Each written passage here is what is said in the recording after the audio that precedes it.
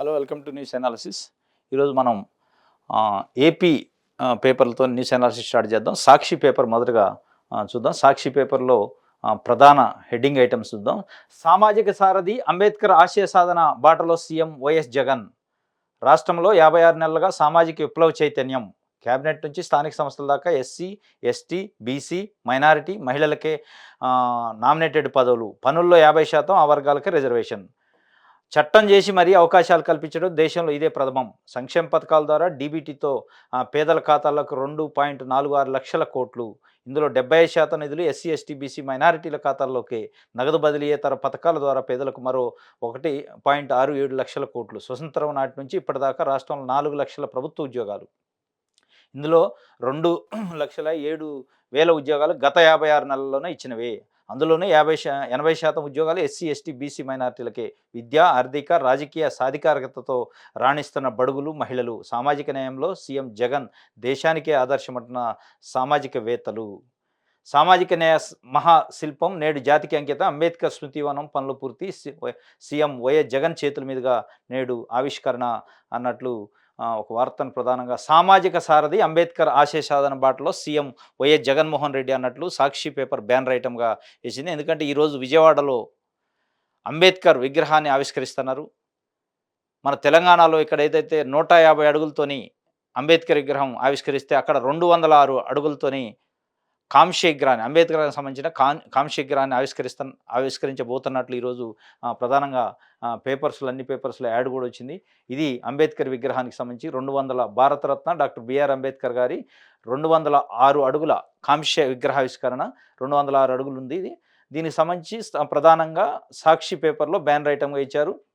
అదేవిధంగా గత 56 నెలలుగా అంటే వైఎస్ జగన్మోహన్ రెడ్డి సీఎంగా అయిన తర్వాత నామినేటెడ్ పదవుల్లో కానీ, కాంట్రాక్టుల్లో కానీ అనేక విషయాల్లో లోకల్ బాడీలో కానీ 50% రిజర్వేషన్ ఎస్సీ, ఎస్టీ, బీసీలకి ఇచ్చి సామాజిక న్యాయం చేసిన ఘనత జగన్ ప్రభుత్వానికి ఉన్నట్లు ఒక వార్త రాశారు. అదేవిధంగా రాష్ట్రం మొత్తం మీద 4 లక్షల సుమారు ప్రభుత్వ ఉద్యోగాలు ఉంటే దాంట్లో 2,07,000 ఉద్యోగాలు ఈ 56 నెలల కాలంలోనే భర్తీ చేయడం జరిగిందట. దాంట్లో కూడా ఎస్సీ, ఎస్టీ, బీసీలకి, మైనారిటీలకి ఎక్కువగా అవకాశాలు వచ్చినాయని, ఇప్పుడు ఇస్తున్న డైరెక్ట్ బెనిఫిట్ స్కీమ్ ఏదైతే ఉందో ప్రభుత్వం ఏదైతే కొన్ని స్కీములు పెట్టింది, అమ్మ ఒడి లాంటి స్కీములు కానీ ఇట్లాంటి కొన్ని స్కీములు డైరెక్ట్గా లబ్ధిదారుల ఖాతాలో జమ అవుతున్నాయి. అందులో కూడా ఎస్సీ, ఎస్టీ, బీసీ, మైనారిటీ వర్గాలకే ఎక్కువగా ప్రభుత్వ స్కీములు లబ్ధి చేకూరుతుంది అన్నట్లుగా ఒక వార్త రాశారు. నగదు బదిలీలో 75% నిధులు వీళ్ళకేనట. ఎస్సీ, ఎస్టీ, బీసీ, మైనారిటీలో 2.46 లక్షల కోట్ల రూపాయలు 56 నెలల్లో ప్రభుత్వము ప్రజల ఖాతాలలో జమ చేసింది. అది ఎస్సీ, ఎస్టీ, బీసీలకు ఎక్కువ. అదేవిధంగా నగదు బదిలీయేతర దాంట్లో కూడా 1,67,000 కోట్లు, 1.67 లక్షల కోట్ల రూపాయలు నగదేతర బదిలీలు. దాంట్లో కూడా ఎస్సీ, ఎస్టీ, బీసీలకే లాభం జరిగింది. అనే విధంగా స్వతంత్రం నుంచి ఇప్పటిదాకా రాష్ట్రంలో 4 లక్షల ప్రభుత్వ ఉద్యోగాలు ఉంటే దాంట్లో 2,07,000 ఉద్యోగాలు ఈ 56 నెలల్లోనే ఎస్సీ, ఎస్టీ, బీసీలకి న్యాయం చేసినాం. సామాజిక న్యాయంలో సీఎం జగన్ దేశానికి ఆదర్శం అంటూ కూడా సామాజికవేత్తలు అంటున్నట్లు ఒక వార్తని, ఇది మొత్తంగా ఏంటంటే జగన్మోహన్ రెడ్డి యొక్క ప్రభుత్వం యొక్క పనితీరు గత 5 సంవత్సరాల్లో ఏం జరిగిందనేది సాక్షి పత్రిక చెప్పడానికి ప్రయత్నం చేసింది. ఈ అంబేద్కర్ విగ్రహావిష్కరణ సందర్భంలో సామాజిక న్యాయం పాటించడం, సామాజికంగా అట్టడుగు వర్గాలను పైకి తెచ్చడం అనే పద్ధతిలో చెప్పడానికి ప్రయత్నం చేసినట్లు. అదేవిధంగా క్యాబినెట్ నుంచి స్థానిక సంస్థల దాకా ఎస్సీ, ఎస్టీ, బీసీ, మైనారిటీలకి రిజర్వేషన్ 50% ఇచ్చి చట్టం చేసి రిజర్వేషన్లు ఇచ్చిన ఘనత జగన్మోహన్ రెడ్డిదే అన్నట్టు ఒక వార్తను ప్రధానంగా బ్యానర్ ఐటమ్గా ఇచ్చారు. అదేవిధంగా ఇంకోటి దాని కిందనే బాబుతో తోడు దొంగ ఈశ్వరన్ అవుట్, పదవులు పార్టీకి సింగపూర్ మంత్రి రాజీనామా, 27 తీవ్ర అభియోగాలతో ఛార్జ్షీట్ దాఖలు, కనీసం 7 ఏళ్ల జైలు శిక్ష ఖాయమంటున్న నిపుణులు. అమరావతి భూతోపిడిలో Chandrababu partner Iswaran, startup area పేరిట రియల్ ఎస్టేట్ లావాదేవీలు, సింగపూర్ ప్రభుత్వంతో ఒప్పందం అంటూ బురుడి. బాబు బినామీ కంపెనీ ద్వారా గూడు పుటాని, తన పార్ట్నర్ సింగపూర్ మంత్రి ఈశ్వరన్తో చంద్రబాబు ఫైల్ పుట్టు అన్నట్లు ఒక వార్త. బాబుతో తోడుదంగా ఈశ్వరన్ అని సింగపూర్కు సంబంధించిన మంత్రి అయిన గత చంద్రబాబు నాయుడు గారి ప్రభుత్వంలో అమరావతికి సంబంధించి సిఆర్డి అనే ఒక సంస్థను పెట్టి దాని ద్వారాగా 33,000 ఎకరాల భూమిని రైతుల నుంచి, అక్కడ ప్రజల నుంచి సేకరించి రాజధానికి అభివృద్ధి చేయడం కోసం అని చెప్పి సింగపూరు దేశంతోనే ఒక ఒప్పందం తీసుకున్నారు దాని డెవలప్మెంట్కి సంబంధించి. అప్పట్లో ప్రతిపక్షంగా వైఎస్ జగన్మోహన్ రెడ్డి కానీ వైఎస్ఆర్సీపీ పార్టీ కానీ తీవ్రంగా విమర్శించింది. దీని వెనక పెద్ద రియల్ ఎస్టేట్ దందా నడుస్తుంది, చంద్రబాబు నాయుడు గారు, ఆయనకు సంబంధించిన బినామీలు నారాయణ విద్యా సంస్థల అధినేత నారాయణ గాని, మిగతా కొంతమంది వ్యక్తులు వాళ్ళు ముందుగానే అక్కడ భూములు కొన్ని వేల ఎకరాలు కొనుక్కొని, వాళ్ళ భూముల ధరలు పెరగటం కోసం అమరావతిలో రాజధానిని ఏర్పాటు చేశారని పెద్ద ఎత్తున విమర్శలొచ్చినియి. దీంట్లో పెద్ద ఎత్తున అవినీతి జరిగిందని, దాని తర్వాత 3 రాజధానుల పేరిట అమరావతి నుంచి రాజధాని విశాఖకి అడ్మినిస్ట్రేటివ్ రాజధాని తరలిస్తున్నట్టు కూడా జగన్ నిర్ణయం తీసుకున్నారు. దానికి సంబంధించిన ఈశ్వర్ అని ఈయన. సింగపూర్ మంత్రి ఈయన. ఈయన నిన్న రిజైన్ చేసిండట. పార్టీ పదవులకి మరియు పద ప అది ప్రభుత్వానికి సంబంధించి మంత్రి పదవిని కూడా రిజైన్ చేసిండు. 27 తీవ్రమైన అభియోగాలు మోపారట. ఆయనకి జైలు శిక్ష పడే అవకాశం ఉంది. 7 ఏళ్ల జైలు శిక్ష కూడా ఖాయమంటున్నట్టు నిపుణులు చెప్తున్నట్లు ఒక వార్తని, అంటే చంద్రబాబు నాయుడు యొక్క పార్ట్నరు దోపిడీలో పార్ట్నర్ అట. దోపిడీలో పార్ట్నర్ సింగపూర్ ప్రభుత్వం ఔట్ చేసింది, తీసేసింది అన్నట్లు ఒక వార్తను ప్రధానంగా చంద్రబాబు నాయుడు పైన విమర్శగా ఒక వార్తను రాశారు. అదేవిధంగా కింద జూనియర్ ఎన్టీఆర్ ఫ్లెక్సీలు తీసేయండి. ఎన్టీఆర్ ఘాట్ వద్ద బాలకృష్ణ ఆదేశం, తొలగించిన అనుచరులు. తిరిగి ఏర్పాటు చేసేందుకు జూనియర్ ఎన్టీఆర్ ఫ్యాన్స్ ప్రయత్నం. హైదరాబాద్లో ఎన్టీఆర్ ఘాట్ వద్ద ఉద్రిక్తత. జూనియర్ ఎన్టీఆర్ ఫ్లెక్సీలకు సంబంధించి నిన్న మొత్తం పెద్ద ఎత్తున ఒక రకమైన హై టెన్షన్ నెలకొంది ఎన్టీఆర్ ఘాట్ వద్ద. ఎన్టీఆర్ 25వ వర్ధంతి సందర్భంగా తెల్లవారుజామునే ఎర్లీ అవర్స్‌లో వచ్చి జూనియర్ ఎన్టీఆర్, కళ్యాణరాము వారికి ఆ ఘాట్ వద్ద సంతాపం తెలియజేసి ఎళ్లారు. ఎళ్ళిన తర్వాత బాలకృష్ణ వచ్చారు. ఆ సంతాపం తెలియజేసే సందర్భంలో దానికి ముందే జూనియర్ ఎన్టీఆర్‌కి సంబంధించిన ఫ్యాన్స్ పెద్ద ఎత్తున అక్కడ ఫ్లెక్సీలు ఏర్పాటు చేశారు. ఆ ఫ్లెక్సీలను బాలకృష్ణ వచ్చినప్పుడు చూసి ఆ బాలకృష్ణ యొక్క అనుచరులకి ఆ ఫ్లెక్సీలను ముందు ఇమ్మీడియేట్‌గా తొలగించండి అన్నట్లు ఒక ఆడియో కూడా నిన్న సోషల్ మీడియాలో చక్కర్లు కొట్టింది. ఆయన ఆదేశాల మేరకు అక్కడున్న జూనియర్ ఎన్టీఆర్‌కి సంబంధించిన ఫ్లెక్సీలు మొత్తం తొలగించినట్లు, దానిపైన మళ్ళా జూనియర్ ఎన్టీఆర్ ఫ్యాన్స్ వచ్చి వాటిని పునర్నిర్మాణం చేసే ప్రయత్నం చేశారు. దాంట్లో భాగంగా కొంత ఘర్షణ అయింది. హై టెన్షన్ నెలకొన్నట్లు ఒక వార్తను ప్రధానంగా సాక్షి పేపరు ఏసే ప్రయత్నం చేసింది. ఎందుకంటే జూనియర్ ఎన్టీఆర్‌కి చంద్రబాబు నాయుడు గారి ఫ్యామిలీకి, బాలకృష్ణ గారి ఫ్యామిలీకి కొద్దిగా ఇంటర్నల్‌గా ఒక కోల్డ్ వార్ నడుస్తున్నట్లు, చంద్రబాబు గారి అరెస్ట్ సందర్భంలో జూనియర్ ఎన్టీఆర్ ఎళ్లి పరామర్శించలేదు. కుటుంబాన్ని గాని, జైలుకెళ్ళి చంద్రబాబు నాయుడు గారిని గాని అనేది కొంత తెలుగుదేశం పార్టీ అభిమానులు గాని, చంద్రబాబు నాయుడుకి సంబంధించిన వ్యక్తులు గాని సోషల్ మీడియాలో విమర్శలు చేసిన పరిస్థితి మనం చూసినాం. ఆ కంటెక్స్ట్‌లోనే ఆ గ్యాప్ అట్లనే కంటిన్యూ అవుతున్నట్లు కొంత బాలకృష్ణ నిన్న ఆహ్, ఫ్లెక్సీలు తొలగించమని ఆదేశాలు చేయటం, ఇంకా గ్యాపు పెరిగే అవకాశం ఉంది. మరి ఎట్లా ఉంటదో చూడాలి. ఇది నిన్న మొత్తం మీద రోజంతా హై డ్రామా నడిచింది దీనిపైన. ఇది సాక్షి పేపర్‌కి సంబంధించి. నెక్స్ట్ మనం ఈనాడు చూద్దాం. ఈనాడు ఫస్ట్ పేజీలో ప్రధానంగా బ్యానర్ ఐటెమ్‌గా వైఎస్ జగన్మోహన్ రెడ్డి పాలన పైన, వైఎస్ జగన్ పాలనని విమర్శిస్తూ నిన్న గుడివాడలో చంద్రబాబు నాయుడు ఒక ప్రోగ్రామ్ చేశారు. రా కదిల్‌రా అనే సభ. గుడివాడ రా కదిల్‌రా అనే సభలో దోపిడీ వైకాపా నైజం, సంపద సృష్టి తెదేపా విజన్, భూ కబ్జా కోసమే భూభక్షణ చట్టం తెచ్చారు. గుడివాడ రా కదిల్‌రా సభలో చంద్రబాబు, అవినీతి అధికారులు జాగ్రత్త, తిరుపతిలో ఏం జరిగిందో చూశారుగా అంటూ హెచ్చరించినట్లు నిన్న గుడివాడలో జరిగిన ఒక పార్టీ మీటింగ్‌లో, రా కదిల్‌రా అనే గుడివాడలో ఒక పెద్ద మీటింగ్ పెట్టారు తెలుగుదేశం పార్టీకి సంబంధించి. వారు అతిథిగా హాజరయ్యారు చంద్రబాబు నాయుడు గారు. రా కదిల్‌రా బహిరంగ సభకు హాజరైన జనవాహిని ఉద్దేశించి ప్రసంగిస్తున్న చంద్రబాబు పక్కన తెదేపా గుడివాడ ఇన్ఛార్జ్ వెనిగండ్ల రాము అన్నట్లు ఒక వార్త ప్రధానంగా చాలా ఘాటుగా విమర్శించినట్లే మనం అర్థం చేసుకోవాలి. ఎందుకంటే ప్రధానంగా బ్యానర్ ఐటమ్‌లో దోపిడీ వైకాపా నైజం అట. దోపిడీ చేయటమే ప్రజల్ని, ప్రజలకు సంబంధించిన ఆస్తుల్ని దోపిడీ చేయటమే వైఎస్ఆర్ పార్టీకి సంబంధించిన వైఎస్ఆర్‌సీపీ యొక్క నైజం. తెలుగుదేశం పార్టీ యొక్క విజన్ ఏందంటే సంపద సృష్టించటమట. సంపద సృష్టించడమే తెదేపా విజన్ అన్నట్లుగా. అదేవిధంగా భూ కబ్జాల కోసమే భూభక్షణ చట్టం, భూ రక్షణ చట్టం అని వైఎస్ఆర్‌సీపీ ప్రభుత్వం ఒకటి చట్టం తీసుకొస్తుంది. దాన్ని తెలుగుదేశం పార్టీ భూభక్షణ చట్టం అని పెట్టింది పేరు. దాంట్లో అవినీతి అధికారులను కూడా మీరు జాగ్రత్తగా ఉండండి. తిరుపతిలో ఏం జరిగింది, ఈ ఏదైతే నకిలీ ఓట్లు, దొంగ ఓట్లు చేర్చిన దానిపైన అధికారులపైన ఏ విధంగా చర్యలు తీసుకున్నారు అనే కాంటెక్స్ట్‌లో చెప్తూ, తిరుపతిలో ఏం జరిగిందో చూశారు కదా, రాబోయేది మా ప్రభుత్వమే జాగ్రత్త అన్నట్లు ఒక బెదిరించే ధోరణిలో మాట్లాడినట్టు వారి యొక్క మాటలున్నాయి. వైకాపా నైజం దోపిడీ అన్నట్లు, సంపద సృష్టించి తెదేపా విజన్ అన్నట్టు చెప్పారు. మరి ఈ సంపద ఇప్పుడు దాదాపు చంద్రబాబు నాయుడు గారు ఉమ్మడి ఏపీలోనైతేని ఏపీ ఏర్పడిన తర్వాత, సెపరేట్ అయిన తర్వాత 5 సంవత్సరాలు చేశారు. అంతకుముందు 9 సంవత్సరాలు ముఖ్యమంత్రిగా చేశారు. దాదాపు 14 సంవత్సరాలు, 15 సంవత్సరాలు, ఇంకో 14 సంవత్సరాలు వరకు అపోజిషన్ పార్టీలో ఉన్నారు. మరి అధికారంలో ఉన్నప్పుడు సృష్టించిన సంపద ఎక్కడికి పోయింది? అనేది చెప్పే మేము సంపద సృష్టిస్తాం, నాకు విజన్ ఉంది. విజన్ 2020, విజన్ 2047 అని విజన్‌లు చెప్పడం తప్ప పేద ప్రజలకి, అట్టడుగునున్న ప్రజలు ఏ స్థాయిలో అభివృద్ధి చెందారు?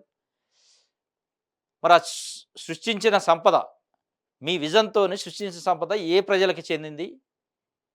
ఏ ప్రజలు అభివృద్ధి చెందారు? ఏ ప్రజలు కార్‌లలో తిరుగుతున్నారు? ఏ ప్రజలు ఏసీలో తిరుగుతున్నారు? ఎక్కడ ఇంటర్నేషనల్ కాన్సెప్ట్ స్కూల్స్‌లో పేద ప్రజల పిల్లలు చదువుతున్నారు? అనేది గూడా కింది స్థాయిలో ఏపీలో పెద్ద ఎత్తున చర్చ జరుగుతుంది ప్రజలలో.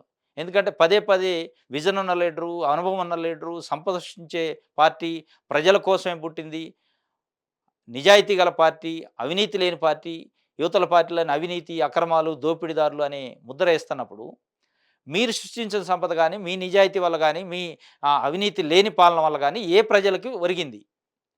అట్టడుగున్న అట్టడుగున ఉన్న ఎస్సీ, ఎస్టీ, బీసీ, మైనారిటీ వర్గాలకు సంబంధించి ఏ సమాజం అభివృద్ధి చెందింది? అనేది కూడా తెలుగుదేశం పార్టీ పైన చెప్పాల్సిన బాధ్యత ఉంది. ఎందుకంటే ఎస్సీ, ఎస్టీ, బీసీలు మీరు పరిపాలించిన 15 సంవత్సరాల్లో గాని, ఈ రోజు గాని ఎట్లాంటి మార్పులున్నాయి?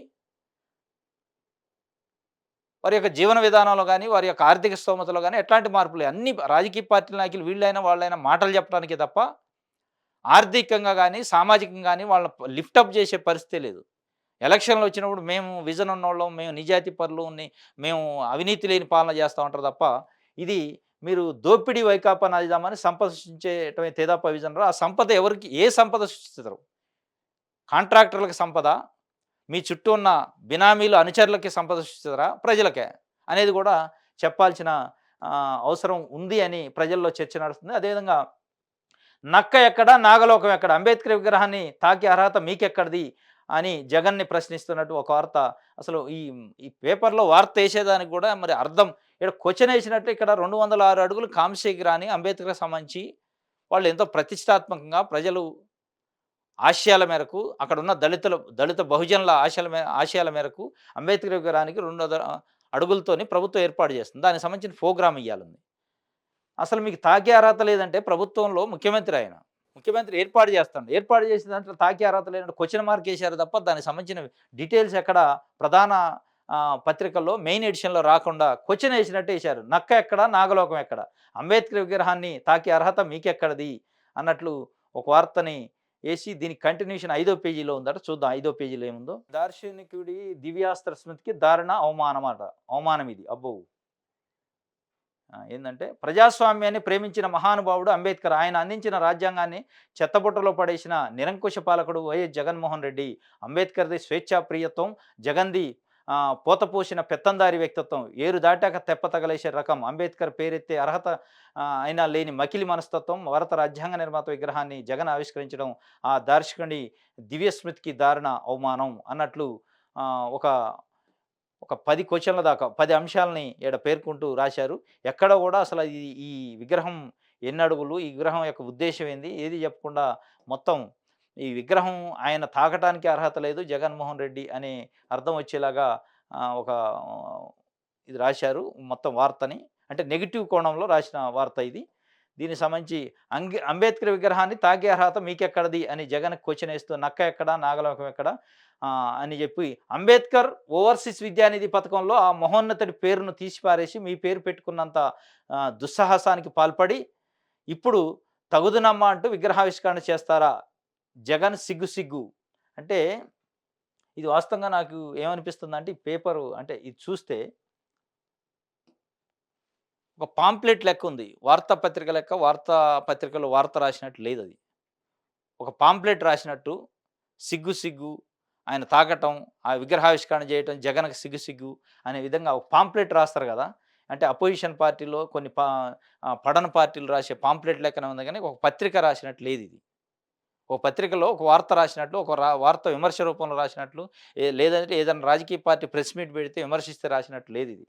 మీరొక ఏది పాంప్లెటు రాసినట్టే ఉంది తప్ప, నాకైతే ఇందులో వేరే కనపడతలే. ఇది ఈనాడుకి సంబంధించి. తర్వాత దిశ పత్రిక చూద్దాం. దిశ పత్రికలో ఏపీకి సంబంధించి ఈరోజు ప్రధానంగా ఏమొచ్చిందనేది. ఊహల పల్లకిలో గెలుస్తామనే ధీమాలో టీడీపీ, జనసేన. ఊహల పల్లకిలో గెలుస్తామనే ధీమాలో టీడీపీ, జనసేన కూటమి ఉందట. దాంట్లో ప్రధానంగా వాళ్ళు అనుకునేది ఏందంటే ఎట్లా గెలుస్తాం అంటే ప్రభుత్వ వ్యతిరేకత పైనే ఎక్కువగా ఆశలు. వైసీపీ ఓట్లను కాంగ్రెస్ కొల్లగొడుతుందనే నమ్మకం. బీజేపీ వైఖరిపై ఉత్కంఠ. బాబు పథకాలపై జనంలో చర్చ. టీడీపీ, జనసేన కూటమి గెలుస్తుందనే ధీమాతో ఆ 2 పార్టీల ఉత్సాహం తొణికిసలాడుతుందట. ప్రధానంగా ప్రభుత్వ వ్యతిరేకత తమకు లాభిస్తుందనేది 2 పార్టీలా భావిస్తున్నాయి. షర్మిలా సారథ్యంలో కాంగ్రెస్ పార్టీ వైసీపీ ఓట్లకు గండి కొడుతుందని గంపెడాస్తో ఉన్నాయి. ఎటొచ్చి బీజేపీ వైఖరిపైనే మల్లగొల్లాలు పడుతున్నాయి. తటస్థంగా ఉంటుందా? టీడీపీతో కలుస్తుందా? అంతర్గతంగా వైసీపీకి సహకరిస్తుందా అనేది అంచనా వేయలేకపోతున్నాయి. టీడీపీ ప్రకటించిన పథకాలు జగన్ ఇస్తున్నవే కదా అనే అభిప్రాయం పేదల నుంచి వ్యక్తమవుతుంది. మధ్యతరగతి వారు మాత్రం పథకాల పట్ల సుముఖంగా లేరని విశ్లేషకులు అంచనా వేస్తున్నారు. ఇది ఊహల పల్లకల్లో టీడీపీ, అదేవిధంగా జనసేన కూటమి ఉన్నట్లు ప్రధానంగా వారేందంటే గత 5 సంవత్సరాల్లో జగన్మోహన్ రెడ్డి యొక్క పరిపాలన పైన వ్యతిరేకతే మాకు కలిసొస్తుందనేది ఏ పార్టీ అని చెప్పింది. ఎందుకంటే అధికారంలో ఉన్న పార్టీ పైన ఉన్న వ్యతిరేకత ప్రతిపక్షానికి కలుస్తుంది. ఇంకొక రెండో అంశం ఏం చెప్తున్నారంటే వైసీపీ ఓట్లను కాంగ్రెస్ కొల్లగొడుతుంది. వైఎస్ షర్మిల కాంగ్రెస్ పార్టీ అధ్యక్షురాలు అయింది అక్కడ ఏపీకి సంబంధించి పీసీసీ అధ్యక్షురాలుగా. కాబట్టి వారి రూపంలో రాజశేఖర రెడ్డి కుటుంబ సభ్యురాలు కాబట్టి రాజశేఖర రెడ్డి అభిమానులు గాని, ఆ వైసీపీకి సంబంధించిన కొంత ఓటు స్ప్లిట్ అయిద్ది. ఆ స్ప్లిట్ అయ్యి మాకు లాభం జరిగిద్ది అనుకుంటున్నారు తప్ప తెలుగుదేశం పార్టీని, జనసేన పార్టీని ప్రజలు అభిమానిస్తున్నారు. ప్రజలు అభిమానించడం వల్ల మేము గెలుస్తాం అనుకోవట్లే వాళ్ళు. వాళ్ళు ఎటొచ్చి ప్రభుత్వం మీద వ్యతిరేకత లేదంటే ఓట్లు చీలుతాయి, ఓట్లు చీలితే గెలుస్తాం అనే ఒక ఆలోచనలో ఉన్నారు తప్ప, ప్రజలు మమ్మల్ని అభిమానిస్తున్నారు, ప్రజలు మమ్మల్ని కోరుకుంటున్నారు, ఇప్పుడున్న ప్రభుత్వాన్ని తిరస్కరిస్తున్నారు, వ్యతిరేకిస్తున్నారు అనే భావనలో లేనట్లు అనిపిస్తుంది. అంటే వ్యతిరేక ఓటు చీలితే మాకు లాభం జరిగిద్ది. అంటే వైఎస్ఆర్‌సీపీ ఓట్ బ్యాంక్ చీలిద్ది అనుకుంటున్నారు. కానీ ఒక విశ్లేషణ ఏముందంటే వైఎస్ఆర్‌సీపీ ఓటు చీలటం కంటే వ్యతిరేక ఓటు చీలిద్ది. వ్యతిరేక ఓటు చీలటం వల్ల ఎవరికి నష్టం? ప్రతిపక్షానికి నష్టమైంది. పెద్ద ఎత్తున విశ్లేషణలు గానీ, ఏపీలో జరుగుతున్న చర్చ ఏందంటే, దళిత బహుజనులు గానీ, క్రిస్టియన్స్ గానీ, మైనారిటీలు గానీ టీడీపీకి, జనసేనకి ఓటేసే పరిస్థితి లేదు. ఎందుకంటే జనసేన, బీజేపీతోని కొంత రిలేషన్స్ ఉన్నాయని చెప్పి, జనరల్‌గా దళితులు గానీ, క్రిస్టియన్స్ గానీ, మైనారిటీలు టీడీపీని కంటే వైఎస్ఆర్‌సీపీని ఎక్కువ అభిమానిస్తారు. మరి మీకు బీసీ ఓట్ బ్యాంకు స్ప్లిట్ అయింది. టీడీపీకి ఈ 5 సంవత్సరాల్లో బీసీ ఓట్ బ్యాంకు దారుణంగా డ్యామేజ్ అయింది. అది కింది లెవెల్‌లో మనకి క్షేత్రస్థాయిలో మనకు అర్థమవుతుంది. అది పెద్ద ఎత్తున చర్చ నడుస్తుంది. ఎట్లా లాభం అయిద్ది? ఎట్లా మీరు గెలుస్తారని ఊహల్లో ఉన్నారో మరి అర్థం కాని పరిస్థితి. కానీ ఇట్లా ఊహల్లో ఉండే కంటే ఒక స్ట్రాటజికల్‌గా ఎలక్షన్స్ రాబోతున్నాయి. ఇంకో 2 నెలల్లోనే దాదాపు జగన్మోహన్ రెడ్డి 50% పైగా టికెట్లు అనౌన్స్ చేసిన పరిస్థితి. కొన్నిసార్లు టికెట్లు చాలా మార్చిన పరిస్థితి. కానీ టీడీపీ వైపు నుంచి ఇంకా టికెట్ల అనౌన్స్‌మెంట్ గాని, ఎక్కడెక్కడ ఎవరు పోటీ చేస్తారని గాని ఎక్సర్సైజ్ జరుగుతున్నట్టు బయటికైతే రావట్లేదు. అదేవిధంగా ఇంకొకటేందంటే ఈ వైఎస్ఆర్‌సీపీ ఎక్కడెక్కడైతే టికెట్లు మార్చిందో, అక్కడి నుంచి ఏమైనా నాయకులొస్తే వాళ్ళకి టికెట్లు ఇయ్యాలని అనే ఒక ప్రపోజల్ కూడా టీడీపీలో నడుస్తున్నట్టు. కానీ నిన్నటిదాకా వైఎస్ఆర్‌సీపీకి సంబంధించిన నాయకుల్ని, ఆ పార్టీని, ఆ పార్టీలో ఉన్న ఎమ్మెల్యేలని తీవ్రంగా విమర్శించి దోపిడీదారులు, కబ్జాకోర్లు, ఎర్రచందన స్మగ్లర్లు అని విమర్శించిన తర్వాత అదే వ్యక్తులకు మళ్ళా టికెట్ ఇస్తే మీకు ఓట్లేసే పరిస్థితి ఎట్లుంటది? అది కూడా ఆలోచించుకోవాలి. అంటే కొన్ని సాట్ల వైఎస్ఆర్‌సీపీ నుంచి అసంతృప్తులు బయటకొస్తే వాళ్ళకి టికెట్లు ఇయ్యాలి అనే ప్రయత్నం జరుగుతున్నట్లు కొంత చర్చ నడుస్తుంది. ఏది ఏమైనప్పటికీ వైఎస్ఆర్‌సీపీకి వ్యతిరేక ఓటు చీలి వైఎస్ షర్మిలాకి పోవడం వల్ల టీడీపీకే నష్టం అయ్యే అవకాశం ఉందనేది క్షేత్రస్థాయిలో జరుగుతున్న చర్చ. కానీ మరి వీళ్ళు ఊహల పల్లకిలో ఉన్నారట. ఆ ఊహల పల్లకి ఏందనేది ఎలక్షన్ రిజల్ట్ వస్తేనే మనకి అర్థమవుతుంది. ఇది ఏపీకి సంబంధించి ఈరోజున్న ప్రధానమైన వార్తలు. రేపటి న్యూస్ అనాలిసిస్‌లో మళ్ళా కలుసుకుందాం. Thank you.